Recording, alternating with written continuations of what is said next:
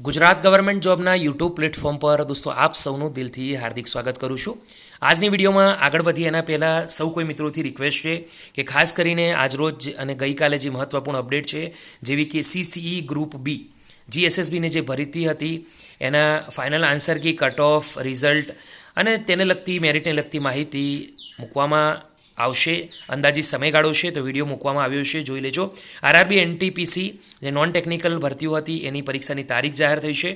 વિવિધ 11 અપડેટ્સ આવી છે। ગઈકાલ 2 જુલાઈના રોજ ગુજરાત ગૌણ સેવા પસંદગી મંડળની ઓફિશિયલ વેબસાઇટ પર રોજગાર ભરતી મેળાનું દોસ્તો અપડેટ મૂકવામાં આવી ગયું છે આપણા વેબસાઇટની ઉપર। જે ગુજરાત વીજળી વિભાગ છે દોસ્તો એમાં ઇન્સ્ટ્રુમેન્ટ મિકેનિકની ભરતી આવી છે। આ ઉપરાંત દોસ્તો વાત કરીએ SC ST વિભાગની અંદર ઉમેદવારોને પર્સન્ટેજમાં શું ફેરફાર થશે એ લગતી પણ અપડેટ આપવામાં આવી છે। પરીક્ષા આપતા પહેલ ફેરફારો ખાસ જોઈ લેવા। આ ઉપરાંત ઘણી નવી બધી અપડેટો આપવામાં આવી છે, તો રિક્વેસ્ટ કરું છું દોસ્તોથી તે ખાસ કરીને એકવાર ચેક કરી લેજો। તો દોસ્તો વિડીયોમાં આપણે વાત કરીશું ગુજરાત ગૌણ સેવા પસંદગી મંડળ એટલે કે GSSBની। તમને સૌને ખ્યાલ છે ઘણા લાંબા સમયથી ભરતી ચાલી રહી છે। જાહેરાત ક્રમાંક છે 212 અને આ જાહેરાત 212 છે વર્ષ 2023-24ની ભરતી છે। વેબસાઇટ પર રેગ્યુલર અપડેટ તમે જોઈ શકશો gssb.gujarat.gov.in।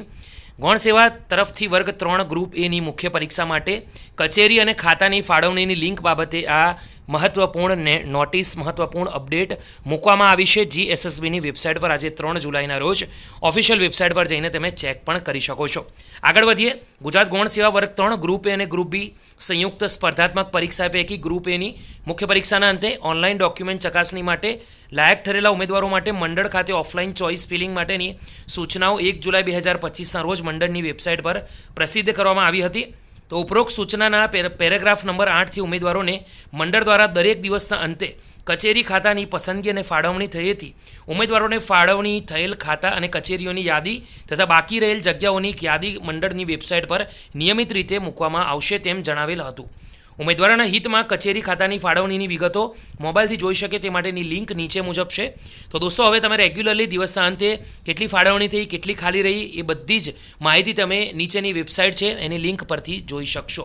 તો નીચે જે લિંક છે આપ્યું છે એ વિડીયોના નીચે પણ હું તમને આપી દઈશ, ત્યાં જઈને પણ તમે ચેક કરી શકશો। આ ઉપરાંત દોસ્તો એક પણ આપણે ચેક પણ કરી શકશું એકવાર લિંક પર ક્લિક કરીને કે એક્ટિવ છે કે નહીં। આ ઉપરાંત તમે જોઈ શકશો કે નીચે ઓફિશિયલ લિંક છે તેના નીચે તારીખ આપવામાં આવી છે 3 જુલાઈ। જો કે આજે 3 જુલાઈ છે એટલે તમને બતાવવા માંગુ છું આ લિંક છે એના પર ક્લિક કરીને પણ ચેક કરી શકશો દિવસના અંતે કયા વિભાગ કેટલી જગ્યાઓ બાકી છે। તો આ સંપૂર્ણ જાણકારી દોસ્તો આપવામાં આવી છે, તો એક સારી વાત કહી શકાય, એક સારી એવી ઇન્ફોર્મેશન છે દોસ્તો। વિડીયો ગમ્યો હોય તો લાઇક કરજો, આવી ઇન્ફોર્મેશન મેળવવા બીજા મિત્રો સુધી શેર કરજો।